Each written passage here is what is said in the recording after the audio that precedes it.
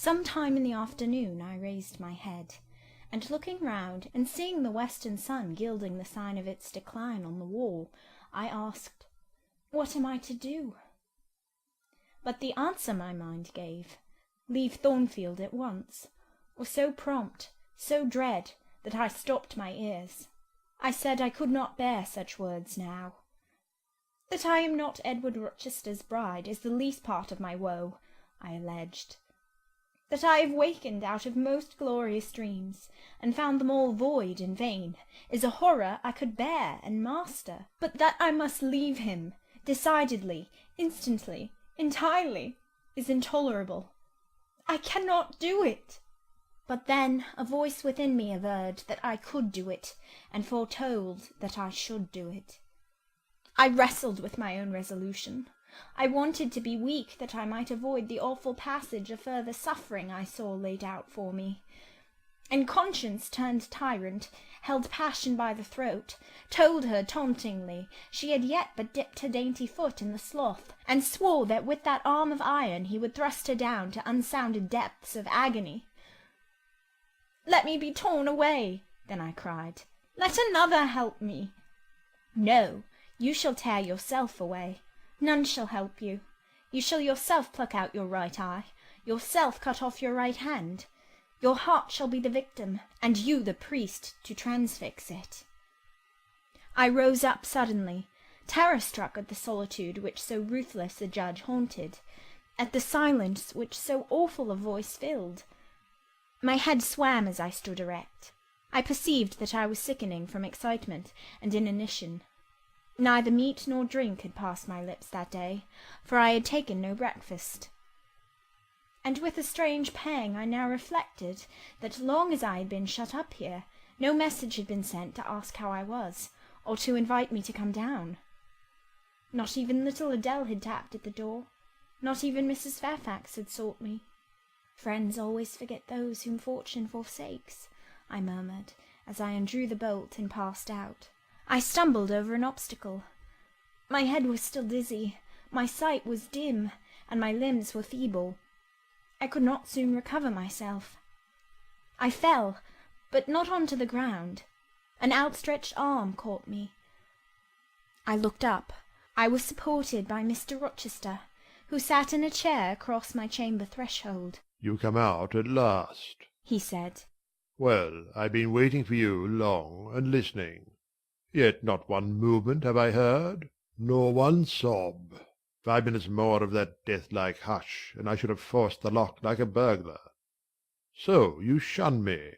You shut yourself up and grieve alone. I would rather you had come and upbraided me with vehemence. You are passionate. I expected a scene of some kind. I was prepared for the hot rain of tears, only I wanted them to be shed on my breast. Now a senseless flaw has received them, or your drenched handkerchief. But I err. You have not wept at all. I see a white cheek and a faded eye, but no trace of tears. I suppose, then, your heart has been weeping blood? Well, Jane, not a word of reproach? Nothing bitter, nothing poignant? Nothing to cut a feeling or sting a passion? You sit quietly where I have placed you, and regard me with a weary, passive look. Jane, I never meant to wound you thus. If the man who had but one little ewe lamb that was dear to him as a daughter, that ate of his bread and drank of his cup and lay in his bosom, had by some mistake slaughtered it at the shambles, he would not have rued his bloody blunder more than I now rue mine. Will you ever forgive me? Reader, I forgave him at the moment, and on the spot. There was such deep remorse in his eye, such true pity in his tone, such manly energy in his manner, and besides there was such unchanged love in his whole look and mien. I forgave him all, yet not in words, not outwardly, only at my heart's core. You know I am a scoundrel, Jane? Ere long he inquired wistfully, wondering, I suppose, at my continued silence and tameness, the result rather of weakness than of will. Yes, sir. Then tell me so, roundly and sharply. Don't spare me." "I cannot. I am tired and sick. I want some water." He heaved a sort of shuddering sigh, and taking me in his arms, carried me downstairs. At first I did not know to what room he had borne me. All was cloudy to my glazed sight. Presently I felt the reviving warmth of a fire, for summer as it was, I had become icy cold in my chamber. He put wine to my lips. I tasted it and revived. Then I ate something he offered me, and was soon myself. I was in the library, sitting in his chair. He was quite near. If I could go out of life now, without too sharp a pang, it would be well for me, I thought. Then I should not have to make the effort of cracking my heartstrings and rending them from among Mr. Rochester's. I must leave him, it appears. I do not want to leave him. I cannot leave him. How are you now, Jane? Much better, sir. I shall be well soon. Taste the wine again, Jane. I obeyed him. Then he put the glass on the table, stood before me, and looked at me attentively. Suddenly he turned away, with an inarticulate exclamation, full of passionate emotion of some kind. He walked fast through the room, and came back. He stooped towards me, as if to kiss me, but I remembered caresses were now forbidden. I turned my face away, and put his aside. "What? How is this?" he exclaimed hastily. "Oh, I know. You won't kiss the husband of Bertha Mason? You consider my arms filled and my embraces appropriated?" "At any rate there is neither room nor claim for me, sir." "Why, Jane, I will spare you the trouble of much talking. I will answer for you. Because I have a wife already, you will reply. I guess rightly?" "Yes." "If you think so, you must have a strange opinion of me. You must regard me as a plotting profligate, a base and low rake who has been simulating disinterested love in order to draw you into a snare deliberately laid, and strip you of honour and rob you of self-respect. What do you say to that? I see you can say nothing in the first place. You are faint still, and have enough to do to draw your breath. In the second place, you cannot yet accustom yourself to accuse and revile me, and besides, the floodgates of tears are opened, and they would rush out if you spoke much. And you have no desire to expostulate, to upbraid, to make a scene. You are thinking how to act. Talking, you consider, is of no use. I know you. I am on my guard." "Sir, I do not wish to act against you," I said, and my unsteady voice warned me to curtail my sentence. "Not in your sense of the word. But in mine you are scheming to destroy me. You have as good as said that I am a married man. As a married man you will shun me, keep out of my way. Just now you have refused to kiss me. You intend to make yourself a complete stranger to me, to live under this roof only as Adèle's governess. If ever I say a friendly word to you, if ever a friendly feeling inclines you again to me, you will say, 'That man had nearly made me his mistress. I must be ice and rock to him, and ice and rock you will accordingly become.'" I cleared and steadied my voice to reply. "All is changed about me, sir.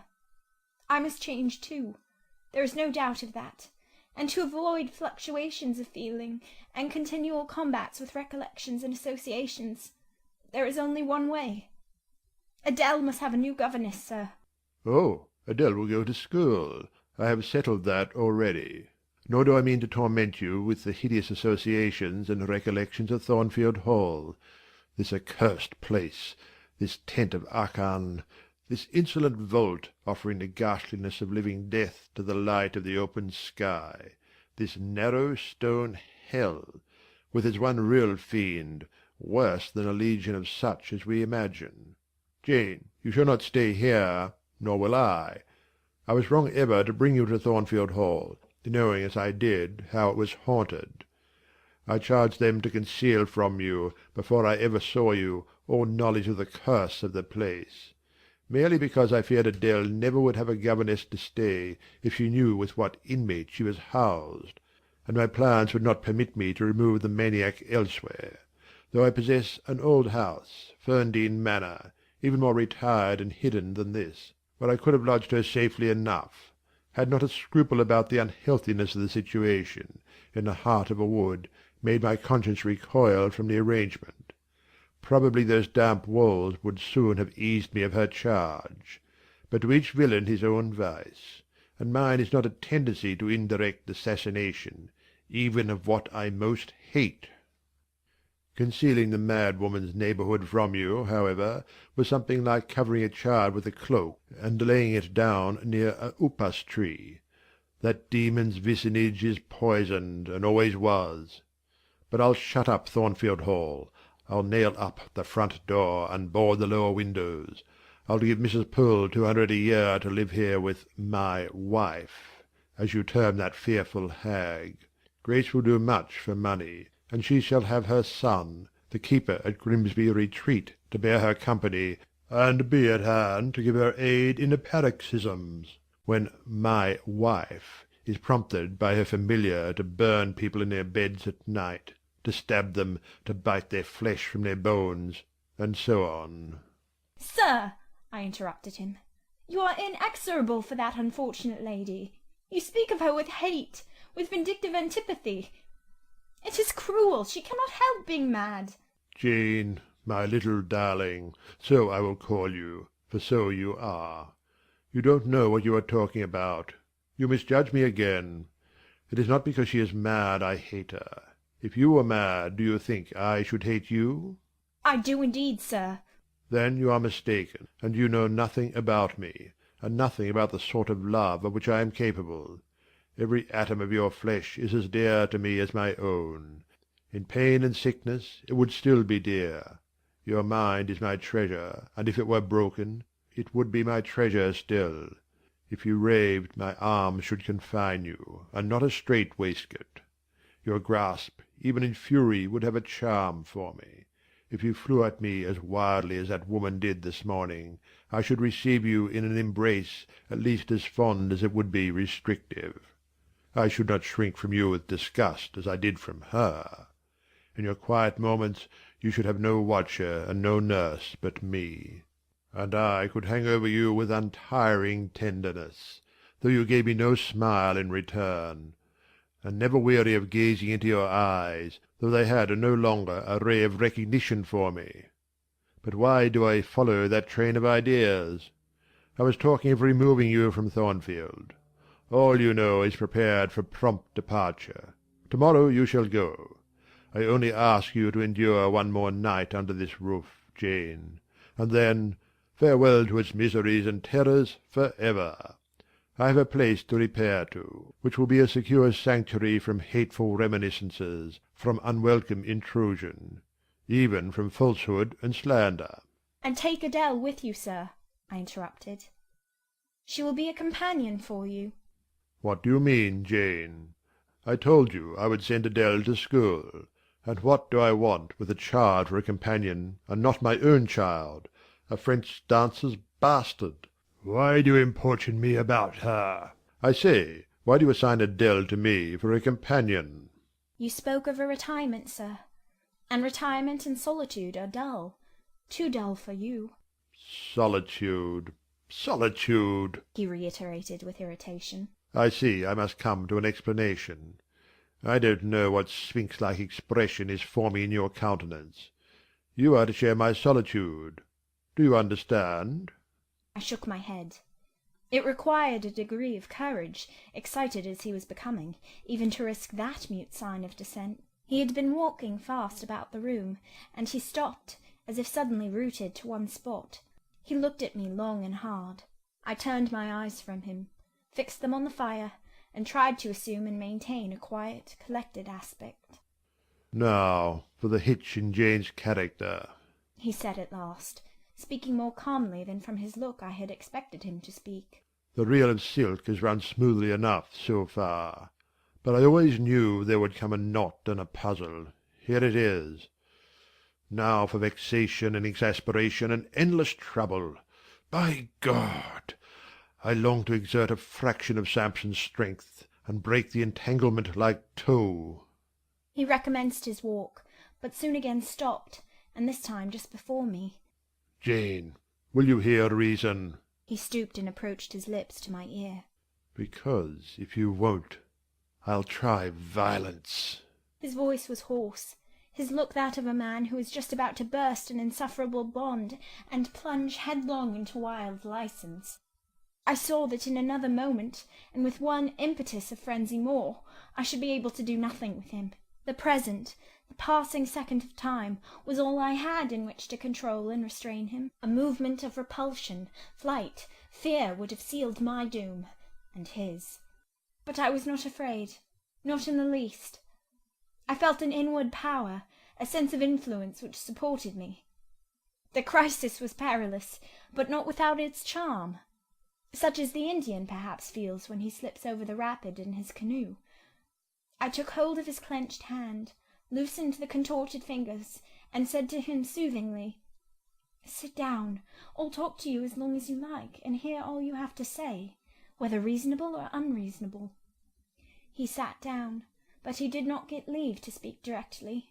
I had been struggling with tears for some time. I had taken great pains to repress them, because I knew he would not like to see me weep. Now, however, I considered it well to let them flow as freely and as long as they liked. If the flood annoyed him, so much the better. So I gave way, and cried heartily. Soon I heard him earnestly entreating me to be composed. I said I could not, while he was in such a passion. But I am not angry, Jane.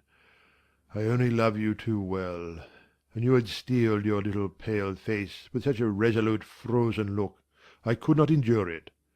Hush now, and wipe your eyes. His softened voice announced that he was subdued, so I, in my turn, became calm. Now he made an effort to rest his head on my shoulder, but I would not permit it. Then he would draw me to him. "No." Jane, Jane, he said, in such an accent of bitter sadness it thrilled along every nerve I had. You don't love me, then? It was only my station and the rank of my wife that you valued. Now that you think me disqualified to become your husband, you recoil from my touch as if I were some toad or ape.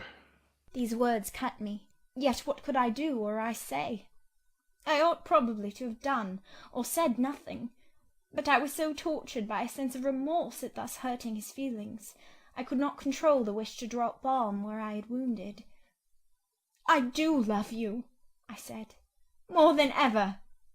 But I must not show or indulge the feeling, and this is the last time I must express it." The last time, Jane? What? Do you think you can live with me, and see me daily, and yet, if you still love me, be always cold and distant? No, sir.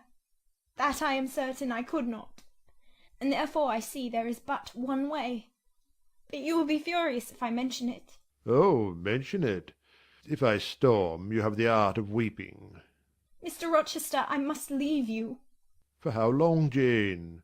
For a few minutes, while you smooth your hair, which is somewhat dishevelled, and bathe your face, which looks feverish? I must leave Adèle and Thornfield.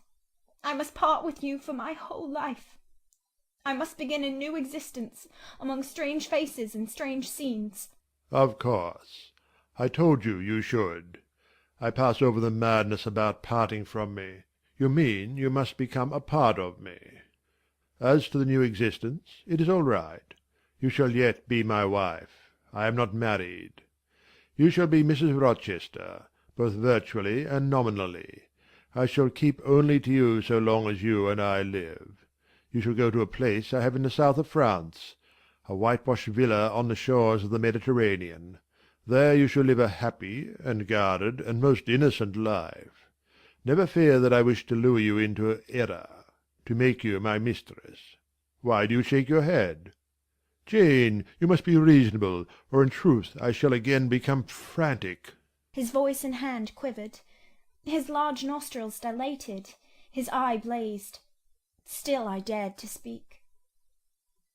"Sir, your wife is living. That is a fact, acknowledged this morning by yourself. If I lived with you as you desire, I should then be your mistress. To say otherwise is sophistical, is false."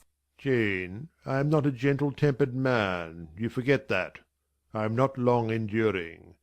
I am not cool and dispassionate. Out of pity to me and yourself, put your finger on my pulse, feel how it throbs, and beware. He bared his wrist and offered it to me.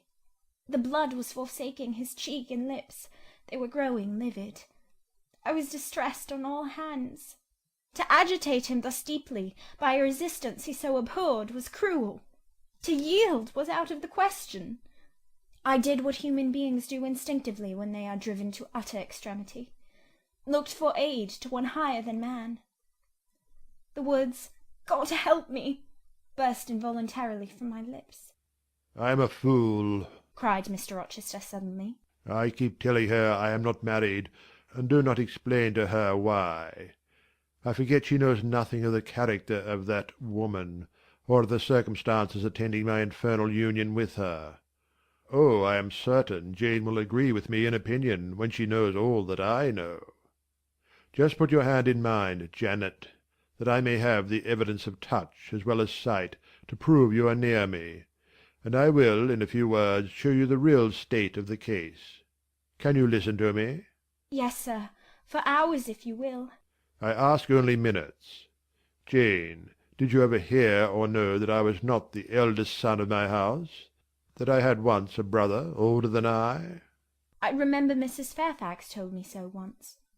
And did you ever hear that my father was an avaricious, grasping man? I have understood something to that effect. Well, Jane, being so, it was his resolution to keep the property together. He could not bear the idea of dividing his estate and leaving me a fair portion. All he resolved should go to my brother Rowland. Yet as little could he endure that a son of his should be a poor man. I must be provided for by a wealthy marriage. He sought me a partner betimes. Mr. Mason, a West India planter and merchant, was his old acquaintance. He was certain his possessions were real and vast. He made inquiries. Mr. Mason, he found, had a son and daughter, and he learned from him that he could and would give the latter a fortune of £30,000. That sufficed. When I left college I was sent out to Jamaica to espouse a bride already courted for me. My father said nothing about her money, but he told me Miss Mason was the boast of Spanish Town for her beauty, and this was no lie. I found her a fine woman, in the style of Blanche Ingram, tall, dark, and majestic. Her family wished to secure me because I was of a good race, and so did she.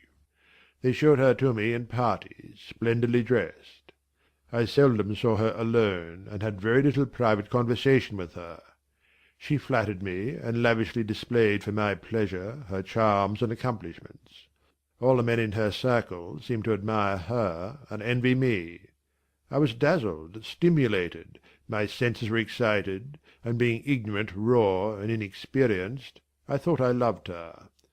There is no folly so besotted that the idiotic rivalries of society, the prurience, the rashness, the blindness of youth, will not hurry a man to its commission. Her relatives encouraged me. Competitors piqued me. She allured me. A marriage was achieved almost before I knew where I was. Oh, I have no respect for myself when I think of that act. An agony of inward contempt masters me. I never loved, I never esteemed, I did not even know her. I was not sure of the existence of one virtue in her nature. I had marked neither modesty, nor benevolence, nor candour, nor refinement in her mind or manners. And I married her. Gross, grovelling, mole-eyed blockhead that I was. With less sin I might have—but let me remember to whom I am speaking. My bride's mother I had never seen. I understood she was dead. The honeymoon over, I learned my mistake. She was only mad and shut up in a lunatic asylum. There was a younger brother too, a complete dumb idiot.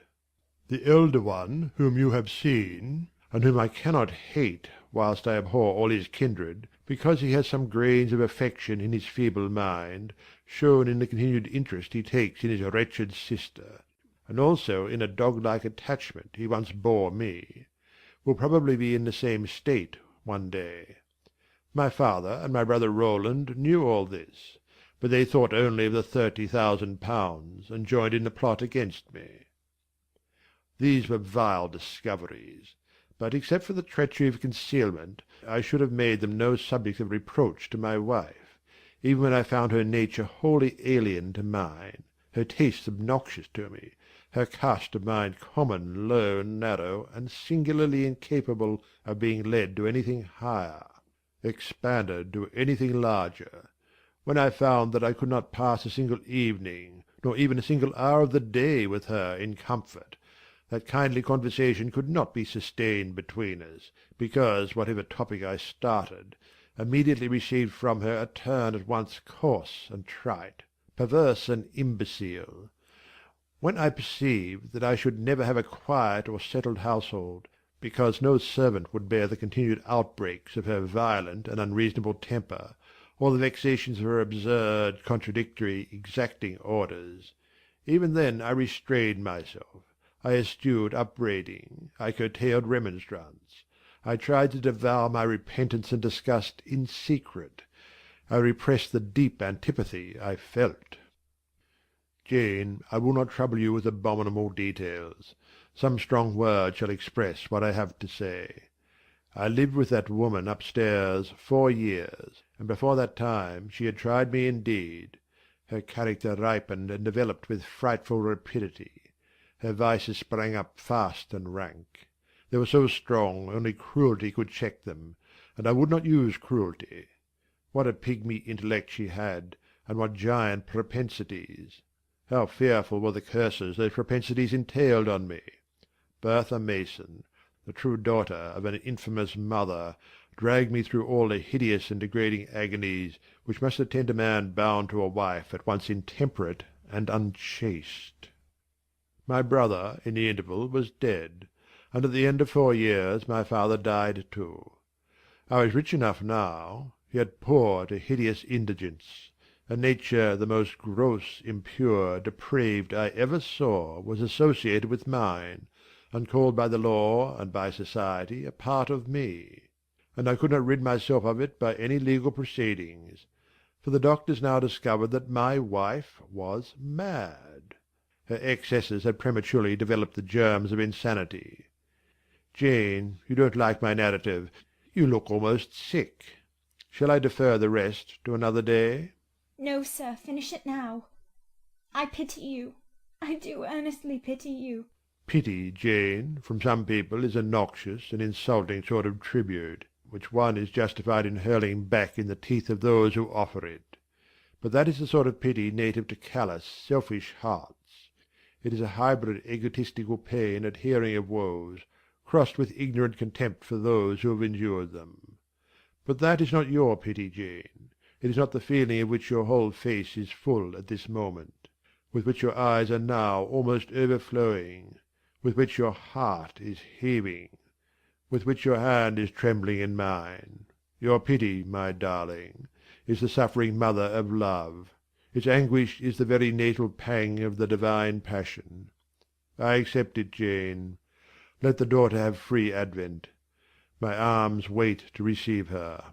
Now, sir, proceed. What did you do when you found she was mad? Jane, I approached the verge of despair.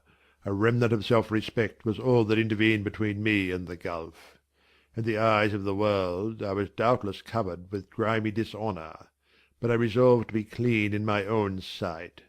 And to the last I repudiated the contamination of her crimes, and wrenched myself from connection with her mental defects. Still, society associated my name and person with hers. I yet saw her, and heard her daily. Something of her breath mixed with the air I breathed, and besides I remembered I had once been her husband. That recollection was then, and is now, inexpressibly odious to me. Moreover, I knew that while she lived I could never be the husband of another and better wife. And though 5 years my senior, her family and her father had lied to me even in the particular of her age. She was likely to live as long as I, being as robust in frame as she was infirm in mind. Thus, at the age of 26, I was hopeless. One night I had been awakened by her yells. Since the medical men had pronounced her mad, she had, of course, been shut up. It was a fiery West Indian night, one of the description that frequently precede the hurricanes of those climates. Being unable to sleep in bed, I got up and opened the window. The air was like sulphur steams. I could find no refreshment anywhere. Mosquitoes came buzzing in and hummed sullenly round the room.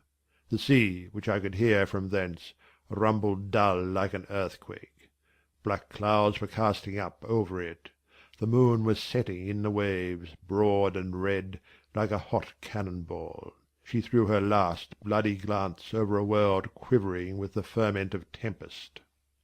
I was physically influenced by the atmosphere and scene, and my ears were filled with the curses the maniac still shrieked out, wherein she momentarily mingled my name with such a tone of demon hate, with such language.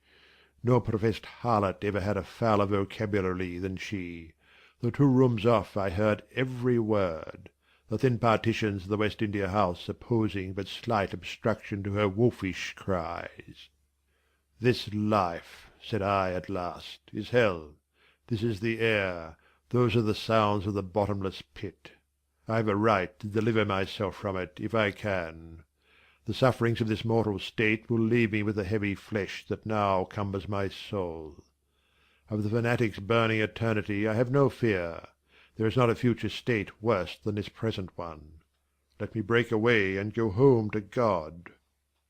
I said this whilst I knelt down at and unlocked a trunk which contained a brace of loaded pistols. I mean to shoot myself. I only entertained the intention for a moment, for, not being insane, the crisis of exquisite and unalloyed despair, which had originated the wish and design of self-destruction, was past in a second. A wind fresh from Europe blew over the ocean and rushed through the open casement. The storm broke, streamed, thundered, blazed, and the air grew pure. I then framed and fixed a resolution. While I walked under the dripping orange trees of my wet garden, and amongst its drenched pomegranates and pineapples, and while the refulgent dawn of the tropics kindled around me, I reasoned thus, Jean. And now listen, for it was true wisdom that consoled me in that hour, and showed me the right path to follow. The sweet wind from Europe was still whispering in refreshed leaves, and the Atlantic was thundering in glorious liberty. My heart, dried up and scorched for a long time, swelled to the tone and filled with living blood. My being longed for renewal. My soul thirsted for a pure draught. I saw hope revive, and felt regeneration possible.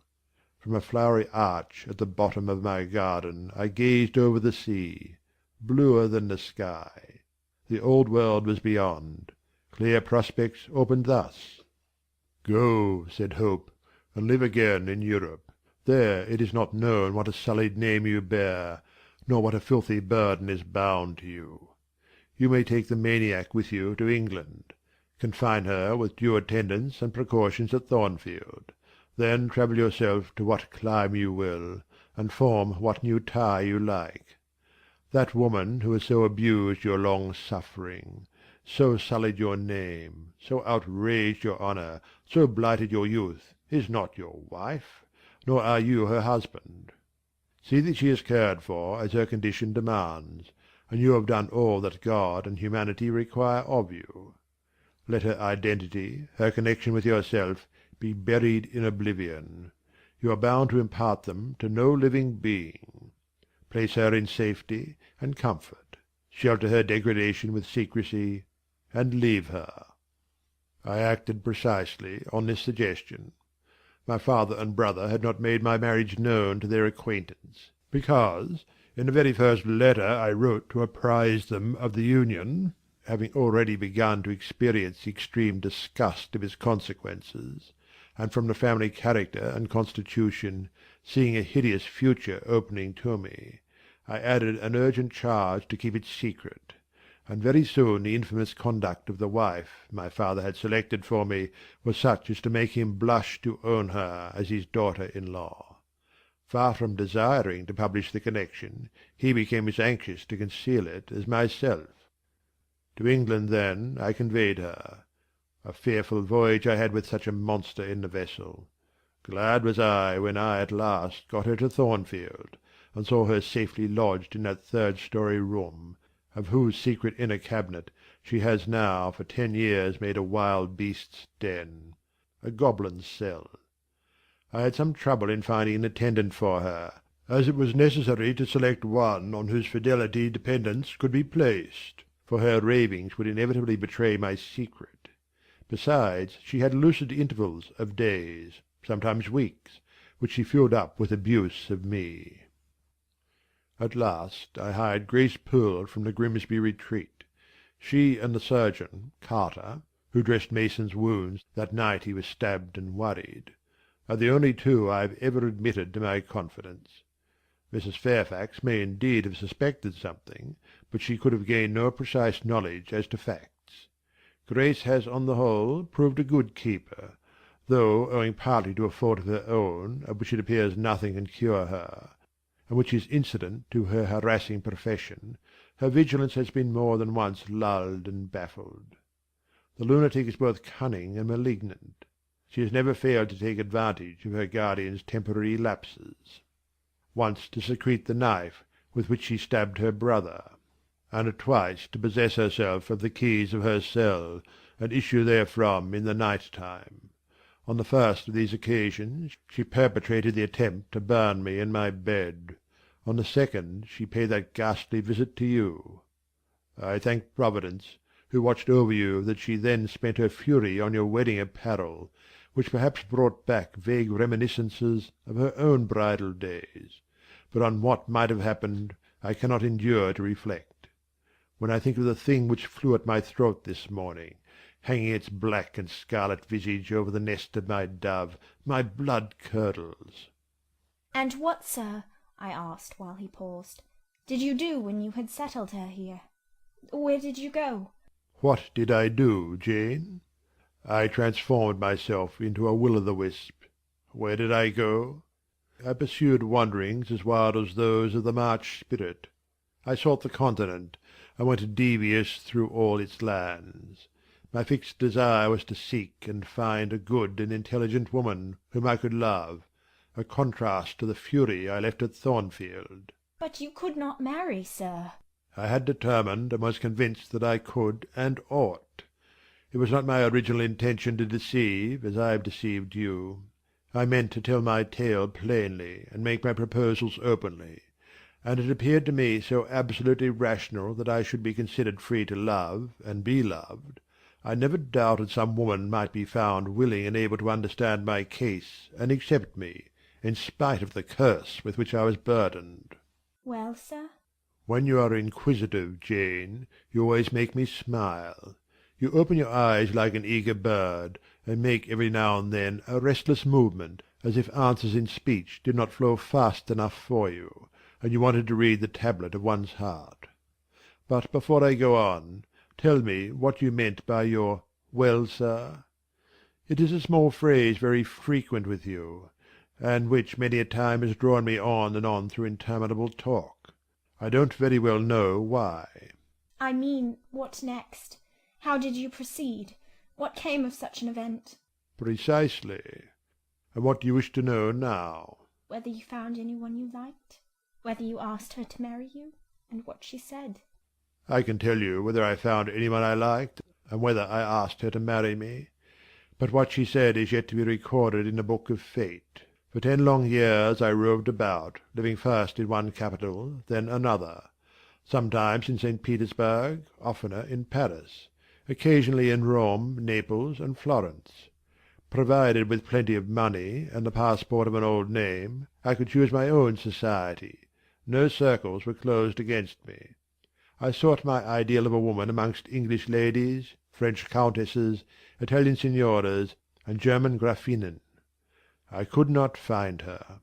Sometimes, for a fleeting moment, I thought I caught a glance, heard a tone, beheld a form, which announced the realization of my dream. But I was presently undeserved. You are not to suppose that I desired perfection, either of mind or person. I longed only for what suited me, for the antipodes of the Creole. And I longed vainly. Amongst them all I found not one whom, had I been ever so free, I, warned as I was of the risks, the horrors, the loathings of incongruous unions, would have asked to marry me. Disappointment made me reckless. I tried dissipation, never debauchery, that I hated and hate. That was my Indian Messalina's attribute. Rooted disgust at it and her restrained me much, even in pleasure. Any enjoyment that bordered on riot seemed to approach me to her and her vices, and I eschewed it.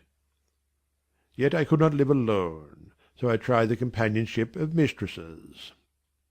The first I chose was Céline Varens, another of those steps which make a man spurn himself when he recalls them. You already know what she was, and how my liaison with her terminated. She had two successors, an Italian, Giacinta, and a German, Clara, both considered singularly handsome. What was their beauty to me in a few weeks? Giacinta was unprincipled and violent. I tired of her in 3 months. Clara was honest and quiet, but heavy, mindless, and unimpressible, not one whit to my taste. I was glad to give her a sufficient sum to set her up in a good line of business, and so get decently rid of her. But, Jane, I see by your face you are not forming a very favourable opinion of me just now. You think me an unfeeling, loose-principled rake, don't you? I don't like you so well as I have done sometimes, indeed, sir. Did it not seem to you in the least wrong to live in that way, first with one mistress and then another? You talk of it as a mere matter of course. It was, with me, and I did not like it. It was a grovelling fashion of existence. I should never like to return to it. Hiring a mistress is the next worst thing to buying a slave. Both are often by nature, and always by position, inferior, and to live familiarly with inferiors is degrading. I now hate the recollection of the time I passed with Céline, Giacinta, and Clara. I felt the truth of these words, and I drew from them the certain inference that if I was so far to forget myself and all the teaching that had ever been instilled into me, as under any pretext, with any justification, through any temptation, to become the successor of these poor girls, he would one day regard me with the same feeling which now in his mind desecrated their memory. I did not give utterance to this conviction.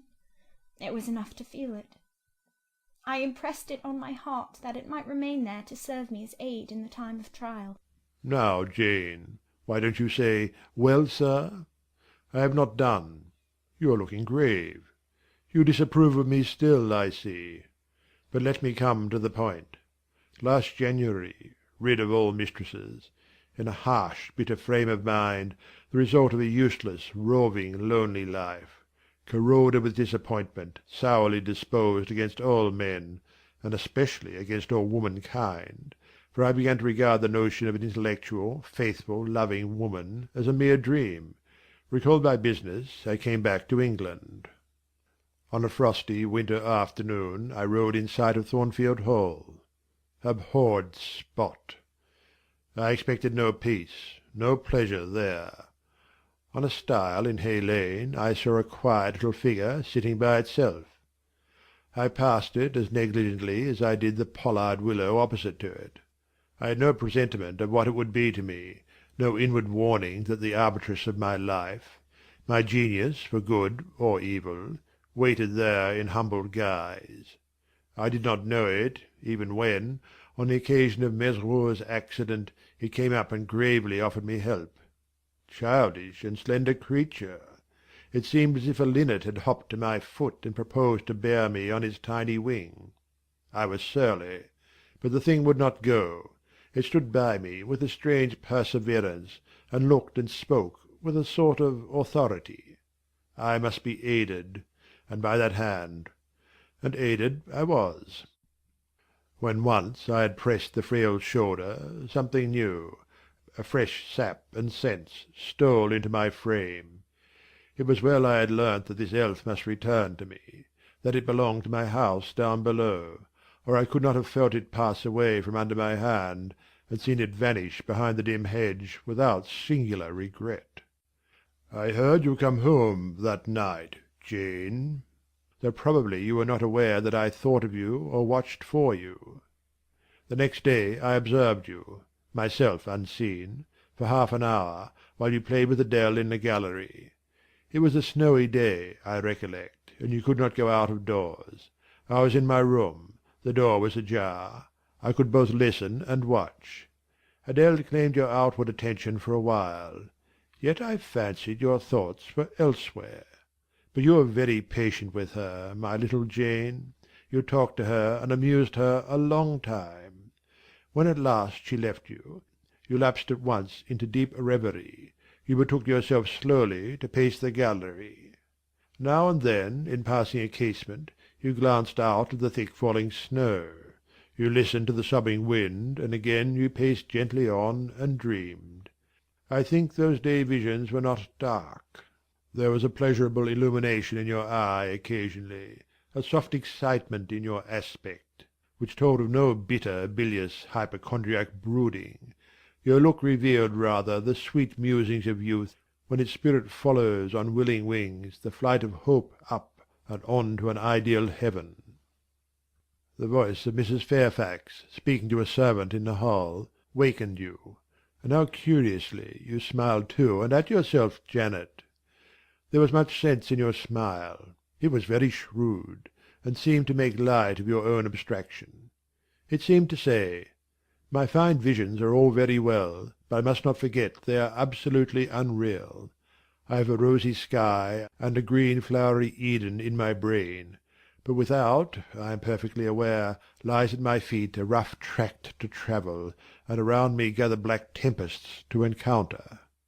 You ran downstairs and demanded of Mrs. Fairfax some occupation, the weekly house accounts to make up, or something of that sort, I think it was. I was vexed with you for getting out of my sight. Impatiently I waited for evening, when I might summon you to my presence. An unusual, to me, a perfectly new character, I suspected, was yours. I desired to search it deeper and know it better. You entered the room with a look and air at once shy and independent. You were quaintly dressed, much as you are now. I made you talk. Ere long I found you full of strange contrasts. Your garb and manner were restricted by rule. Your air was often diffident, and altogether that of one refined by nature, but absolutely unused to society, and a good deal afraid of making herself disadvantageously conspicuous by some solecism or blunder. Yet when addressed you lifted a keen, a daring, and a glowing eye to your interlocutor's face. There was penetration and power in each glance you gave. When plied by close questions, you found ready and round answers. Very soon you seemed to get used to me. I believe you felt the existence of sympathy between you and your grim and cross master, Jane. For it was astonishing to see how quickly a certain pleasant ease tranquillized your manner. Snarl as I would, you showed no surprise, fear, annoyance, or displeasure at my moroseness. You watched me, and now and then smiled at me with a simple yet sagacious grace I cannot describe. I was at once content and stimulated with what I saw. I liked what I had seen, and wished to see more. Yet for a long time I treated you distantly, and sought your company rarely. I was an intellectual epicure, and wished to prolong the gratification of making this novel and piquant acquaintance. Besides, I was for a while troubled with a haunting fear that if I handled the flower freely, its bloom would fade, the sweet charm of freshness would leave it. I did not then know that it was no transitory blossom, but rather the radiant resemblance of one, cut in an indestructible gem. Moreover, I wished to see whether you would seek me if I shunned you. But you did not. You kept in the schoolroom as still as your own desk and easel. If by chance I met you, you passed me as soon, and with as little token of recognition as was consistent with respect. Your habitual expression in those days, Jane, was a thoughtful look. Not despondent, for you were not sickly, but not buoyant, for you had little hope and no actual pleasure. I wondered what you thought of me, or if you ever thought of me, and resolved to find this out. I resumed my notice of you. There was something glad in your glance and genial in your manner when you conversed. I saw you had a social heart. It was the silent schoolroom, it was the tedium of your life, that made you mournful. I permitted myself the delight of being kind to you. Kindness stirred emotion soon. Your face became soft in expression, your tones gentle. I liked my name pronounced by your lips in a grateful, happy accent. I used to enjoy a chance meeting with you, Jane, at this time.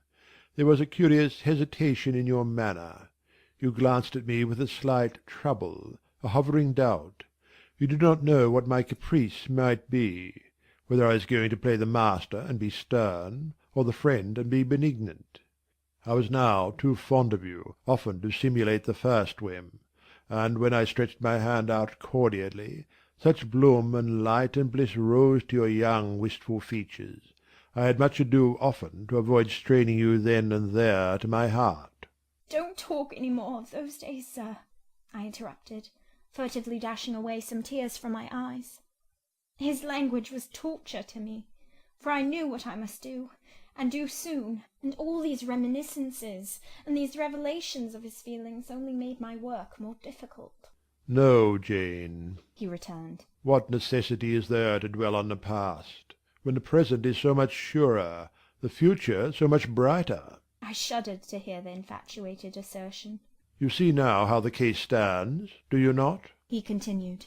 "After youth and manhood passed half in unutterable misery and half in dreary solitude, I have for the first time found what I can truly love.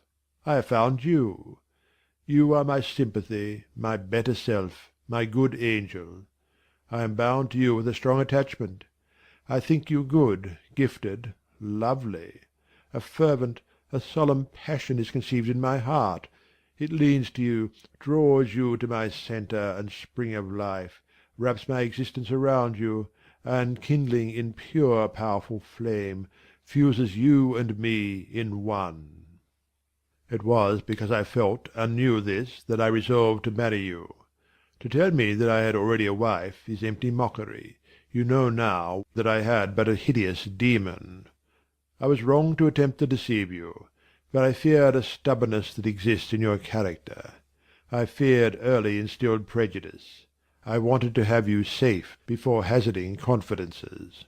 This was cowardly. I should have appealed to your nobleness and magnanimity at first, as I do now, opened to you plainly my life of agony, described to you my hunger and thirst after a higher and worthier existence, shown to you, not my resolution, that word is weak, but my resistless bent to love faithfully and well, where I am faithfully and well loved in return. Then I should have asked you to accept my pledge of fidelity, and to give me yours. Jane, give it me now. A pause. Why are you silent, Jane? I was experiencing an ordeal. A hand of fiery iron grasped my vitals. Terrible moment, full of struggle, blackness, burning. Not a human being that ever lived could wish to be loved better than I was loved. And him who thus loved me I absolutely worshipped. And I must renounce love and idol. One drear word comprised my intolerable duty. Depart. Jane, you understand what I want of you? Just this promise. I will be yours, Mr. Rochester. Mr. Rochester, I will not be yours. Another long silence. Jane, recommenced he, with a gentleness that broke me down with grief, and turned me stone cold with ominous terror, for the still voice was the pant of a lion rising. Jane, do you mean to go one way in the world, and let me go another? I do.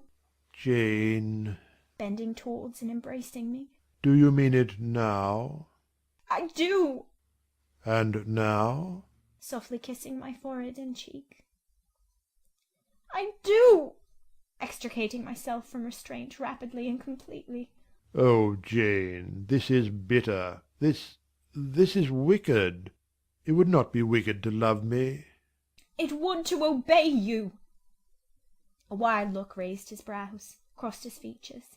He rose, but he forbore yet.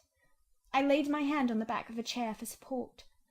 I shook, I feared, but I resolved. One instant, Jane. Give one glance to my horrible life when you are gone. All happiness will be torn away with you. What then is left? For a wife I have but the maniac upstairs. As well might you refer me to some corpse in yonder churchyard. What shall I do, Jane? Where turn for a companion and for some hope? Do as I do. Trust in God and yourself. Believe in heaven. Hope to meet again there. Then you will not yield? No. Then you condemn me to live wretched and to die accursed. His voice rose. I advise you to live sinless, and I wish you to die tranquil. Then you snatch love and innocence from me. You fling me back on lust for a passion, vice for an occupation. Mr. Rochester, I no more assign this fate to you than I grasp at it for myself. We were born to strive and endure, you as well as I. Do so. You will forget me before I forget you. You make me a liar by such language. You sully my honour. I declared I could not change. You tell me to my face I shall change soon. And what a distortion in your judgment, what a perversity in your ideas, is proved by your conduct! Is it better to drive a fellow creature to despair than to transgress a mere human law, no man being injured by the breach? For you have neither relatives nor acquaintances whom you need fear to offend by living with me. This was true, and while he spoke my very conscience and reason turned traitors against me, and charged me with crime in resisting him. They spoke almost as loud as feeling, and that clamoured wildly. "Oh, comply!" it said. "Think of his misery, think of his danger, look at his state when left alone, remember his headlong nature, consider the recklessness following on despair, soothe him, save him, love him, tell him you love him and will be his. Who in the world cares for you, or will be injured by what you do?" Still indomitable was the reply. "I care for myself. The more solitary, the more friendless, the more unsustained I am, the more I will respect myself. I will keep the law given by God, sanctioned by man. I will hold to the principles received by me when I was sane and not mad, as I am now. Laws and principles are not for the times when there is no temptation. They are for moments such as this, when body and soul rise in mutiny against their rigour. Stringent are they, inviolate they shall be. If at my individual convenience I might break them, what would be their worth? They have a worth, so I have always believed, and if I cannot believe it now, it is because I am insane, quite insane, with my veins running fire and my heart beating faster than I can count its throbs. Preconceived opinions, foregone determinations, are all I have at this hour to stand by. There I plant my foot. I did. Mr. Rochester, reading my countenance, saw I had done so. His fury was wrought to the highest. He must yield to it for a moment, whatever followed. He crossed the floor and seized my arm and grasped my waist. He seemed to devour me with his flaming glance. Physically, I felt at the moment powerless as stubble exposed to the draught and glow of a furnace. Mentally, I still possessed my soul, and with it the certainty of ultimate safety. The soul, fortunately, has an interpreter, often an unconscious, but still a truthful interpreter, in the eye. My eye rose to his, and while I looked in his fierce face, I gave an involuntary sigh. His gripe was painful, and my overtaxed strength almost exhausted. "Never," said he, as he ground his teeth. "Never was anything at once so frail and so indomitable. A mere reed she feels in my hand." And he shook me with the force of his hold. "I could bend her with my finger and thumb. And what good would it do if I bent, if I uptore, if I crushed her? Consider that eye. Consider the resolute, wild, free thing looking out of it, defying me with more than courage. with a stern triumph. Whatever I do with this cage, I cannot get at it. The savage, beautiful creature! If I tear, if I rend the slight prison, my outrage will only let the captive loose. Conqueror I might be of the house, but the inmate would escape to heaven before I could call myself possessor of its clay dwelling place. And it is you, spirit, with will and energy and virtue and purity, that I want, not alone your brittle frame. Of yourself you could come with soft flight and nestle against my heart, if you would. Seized against your will, you will elude the grasp like an essence. You will vanish ere I inhale your fragrance. Oh, come, Jane, come!" As he said this, he released me from his clutch, and only looked at me. The look was far worse to resist than the frantic strain. Only an idiot, however, would have succumbed now. I had dared and baffled his fury. I must elude his sorrow. I retired to the door. "You are going, Jane?" "I am going, sir." "You are leaving me?" "Yes." "You will not come? You will not be my comforter, my rescuer? My deep love, my wild woe, my frantic prayer, are all nothing to you?" What unutterable pathos was in his voice! How hard it was to reiterate firmly, "I am going." "Jane!" "Mr. Rochester." "Withdraw, then. I consent. But remember, you leave me here in anguish. Go up to your own room. Think over all I have said, and, Jane, cast a glance on my sufferings. Think of me." He turned away. He threw himself on his face on the sofa.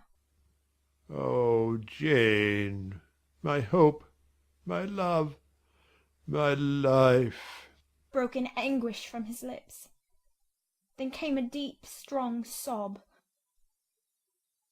I had already gained the door, but, reader, I walked back as determinedly as I had retreated. I knelt down by him. I turned his face from the cushion to me. I kissed his cheek. I smoothed his hair with my hand. "God bless you, my dear master," I said. "God keep you from harm and wrong, direct you, solace you, reward you well for your past kindness to me." "Little Jane's love would have been my best reward," he answered. "Without it my heart is broken. But Jane will give me her love. Yes, nobly, generously." Up the blood rushed to his face. Forth flashed the fire from his eyes. Erect he sprang. He held his arms out, but I evaded the embrace, and at once quitted the room. "Farewell!" was the cry of my heart as I left him. Despair added, "Farewell for ever!"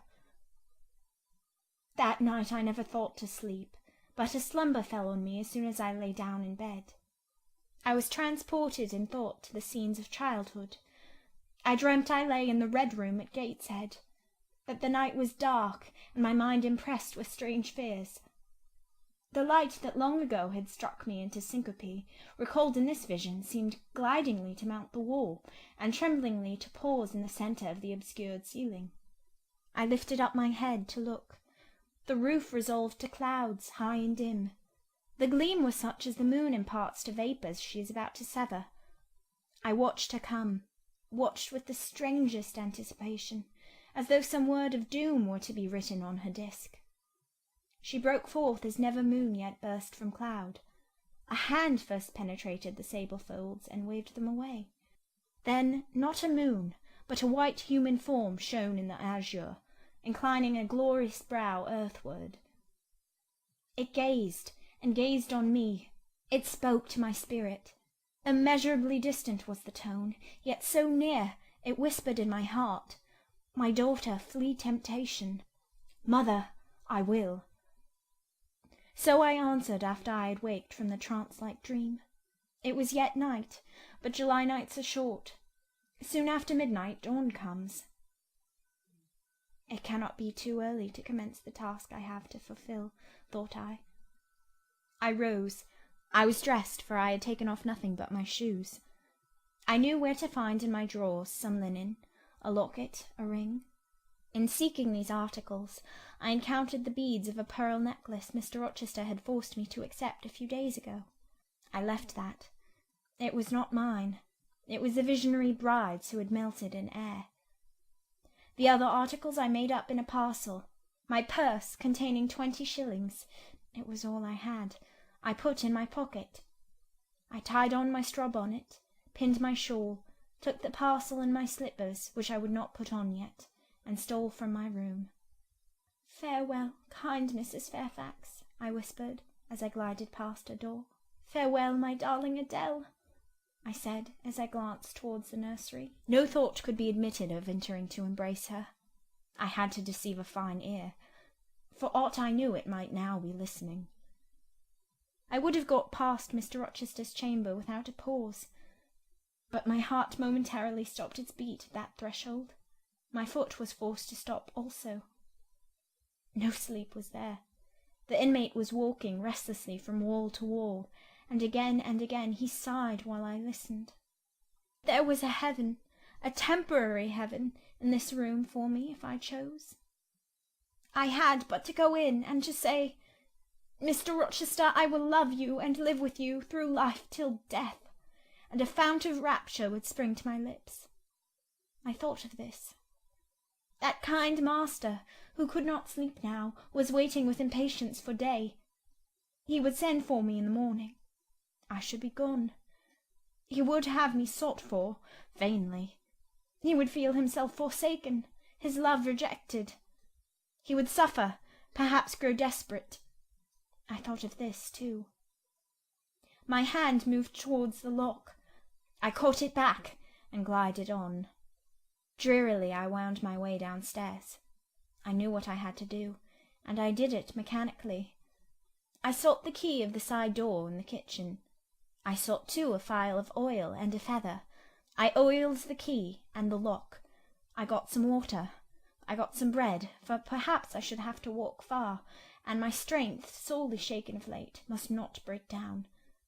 All this I did without one sound. I opened the door, passed out, shut it softly. Dim dawn glimmered in the yard. The great gates were closed and locked, but a wicket in one of them was only latched. Through that I departed. It too I shut, and now I was out of Thornfield. A mile off, beyond the fields, lay a road which stretched out in the contrary direction to Millcote, a road I had never travelled, but often noticed and wondered where it led. Thither I bent my steps. No reflection was to be allowed now. Not one glance was to be cast back, not even one forward. Not one thought was to be given, either to the past or the future. The first was a page so heavenly sweet, so deadly sad, that to read one line of it would dissolve my courage and break down my energy. The last was an awful blank, something like the world when the deluge was gone by. I skirted fields and hedges and lanes till after sunrise. I believe it was a lovely summer morning. I know my shoes, which I had put on when I left the house, were soon wet with dew, but I looked neither to rising sun, nor smiling sky, nor wakening nature. He who is taken out to pass through a fair scene to the scaffold thinks not of the flowers that smile on his road, but of the block and axe edge, the disseverment of bone and vein, of the grave gaping at the end. And I thought of drear flight and homeless wandering, and oh, with agony I thought of what I left. I could not help it. I thought of him now, in his room, watching the sunrise, hoping I should soon come to say I would stay with him and be his. I longed to be his. I panted to return. It was not too late. I could yet spare him the bitter pang of bereavement. As yet my flight, I was sure, was undiscovered. I could go back and be his comforter, his pride, his redeemer from misery, perhaps from ruin. Oh, that fear of his self-abandonment! Far worse than my abandonment! How it goaded me! It was a barbed arrowhead in my breast. It tore me when I tried to extract it. It sickened me when remembrance thrust it farther in. Birds began singing in brake and copse. Birds were faithful to their mates. Birds were emblems of love. What was I? In the midst of my pain of heart and frantic effort of principle, I abhorred myself. I had no solace from self-approbation, none even from self-respect. I had injured, wounded, left my master. I was hateful in my own eyes. Still I could not turn, nor retrace one step. God must have led me on. As to my own will or conscience, impassioned grief had trampled one and stifled the other. I was weeping wildly as I walked along my solitary way. Fast, fast I went like one delirious. A weakness, beginning inwardly, extending to the limbs, seized me, and I fell. I lay on the ground some minutes, pressing my face to the wet turf. I had some fear, or hope, that here I should die, but I was soon up, crawling forwards on my hands and knees, and then again raised to my feet, as eager and as determined as ever to reach the road.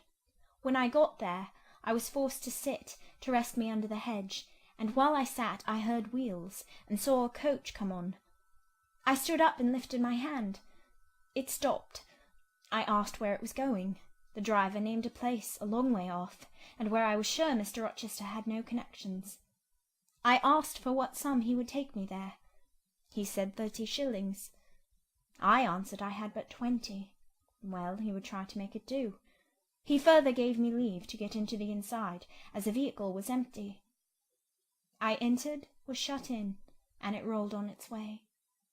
Gentle reader, may you never feel what I then felt. May your eyes never shed such stormy, scalding, heart-wrung tears as poured from mine. May you never appeal to heaven in prayers so hopeless and so agonized as in that hour left my lips. For never may you, like me, dread to be the instrument of evil to what you wholly love. End of chapter 27.